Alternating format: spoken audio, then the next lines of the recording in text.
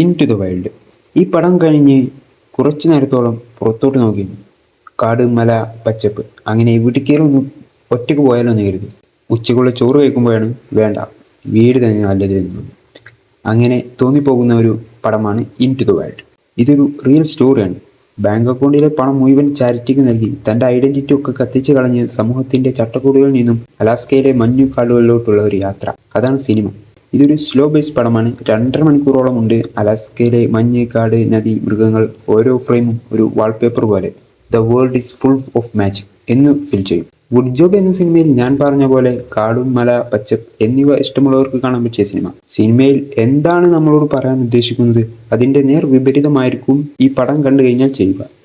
ഇതിൽ കാണിച്ചിട്ടുള്ള bus real ആയിട്ടുള്ള കഥയിലെ ബസ് തന്നെയാണ്. കണ്ടുകഴിഞ്ഞ് ഒരുപാട് പേർ അലാസ്കയിലോട്ട് ആ ബസ് കാണാൻ ഒറ്റയ്ക്ക് യാത്ര ചെയ്ത് മരണപ്പെട്ടിട്ടുള്ള വാർത്തകളൊക്കെ ഉണ്ട്. ഈ പടം എല്ലാവർക്കും ഇഷ്ടപ്പെടാൻ ചാൻസ് കുറവാണ്. പക്ഷെ ഇഷ്ടപ്പെട്ടവർക്ക് അതൊരു ഫേവറേറ്റ് മൂവി ആയി തന്നെ നിൽക്കും.